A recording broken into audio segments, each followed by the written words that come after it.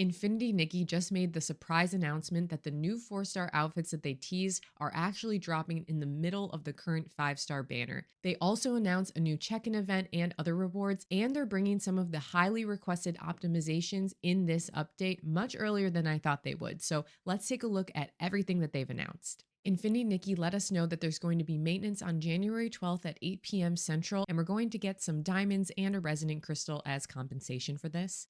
With this update, they're going to be releasing the previously announced 4-star banners, and I thought that these would be coming after the current 5-star banner, but it actually makes sense that they're coming now because I'm anticipating that at the end of these banners, we'll be getting the 1.2 update and some Lunar New Year content, and they've already teased some of that in a previous announcement. I was not expecting that these would drop in the middle of the current banner, but it seems like they're doing these a little bit differently every time, and maybe eventually we'll get to a place where these become a little bit more predictable and we can know how to save and understand kind of the timeline of when these banners release. Along with the banners, there's going to be a check-in event, so another login event where you'll get a reward every day that you log in for 7 days, and these will give you some resonance crystals to use on the banner, which will be really nice. And then there's also going to be another limited time event called Starry Lake Serenade, and during this you're going to be collecting something called Lucky Star Shells, and you'll be able to turn those in to get some diamonds. They're also going to have another double reward event for the realms. This time it's for the realm of Eureka. What's interesting about this is that I think a lot of people with the new miracle outfit are going to be trying to use their vital energy for the realm of nourishment or for the realm of the dark to get those boldy crystals,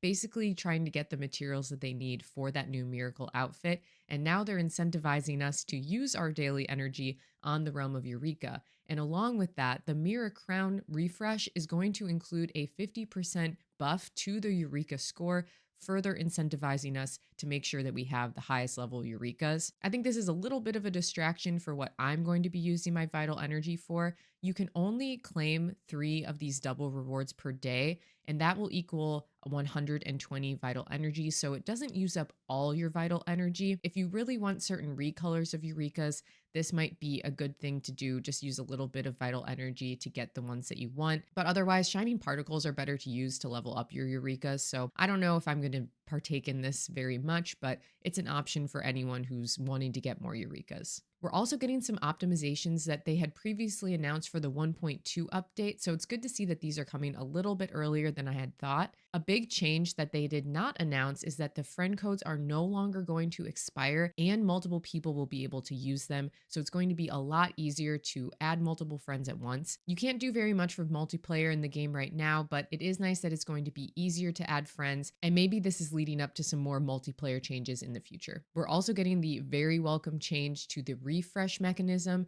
So now collectibles will refresh at the same time every day. You no longer have to wait for that 24-hour timer, meaning that if you collect something late at night, you can then collect it again in the morning after that server refresh, and that just gives people a lot more flexibility for what time they play the game. We're also going to get that auto dress feature that they had announced. So during the Mirror Crown and the styling challenges, the game is going to auto select for you the highest scoring items, and it's just going to make it a lot easier to do those competitions and score the most points. They also gave some teasers of the 4-star outfits, so let's take a look at those. I think the Daughter of the Lake is absolutely gorgeous, and it is interesting. They went with a shorter veil. So the one that was in the in-game store for Stellarite was a very long veil. I think people were disappointed that a gotcha veil was coming afterwards, but it seems like this veil is totally different. And then this dark recolor, I love this one as well, so I'm definitely going to be pulling for this outfit. It's very detailed. It almost looks like a 5-star to me. They're also giving us a closer look at the pink ribbon waltz. Now, something that you can see here is that both of these outfits have a whimsicality ability that when you come in contact with water, you're going to have some scales appear on Nikki's skin, which kind of looks like makeup. That's a really interesting ability. I love how creative they're being with the different abilities that the outfits have. Both of these outfits are inspired by the ribbon eels in the game. So they're both inspired by fish, which I think is really interesting.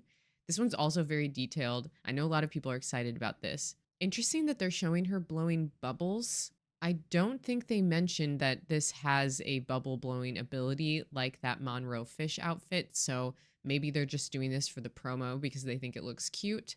I really like this recolor. I love the color scheme on it. It's a little bit sad that the recolors tend to have the darker hair or the darker dresses. I really like the pearls on these tights. That is really pretty. I'm taking a closer look at the recolor. You can see there's a bunch of ocean themed details on it. They're not showing the scales in this image, they're only showing them in the video, even though she's stepping in the water. I'm going to zoom in so that we can see the scales a little bit closer. So you can see there's some on her shoulders, and right here you can see them on her face. And then if we take a look at the daughter of the lake, you can see some of the scales on her shoulder and under her eyes, and then on the recolor as well. So that's a really fun ability. I keep being surprised at their creativity, but I guess I shouldn't be surprised at this point. It just makes me really excited about future abilities and what else they can do with these outfits to make them more interesting. Let me know what you're most excited for in the update. Are you going to be pulling on the 4-star outfits, or are you saving your currency for the Lunar New Year event? If you like this video, consider subscribing. I'm going to be making a ton of Infinity Nikki content, so I'll see you in the next video.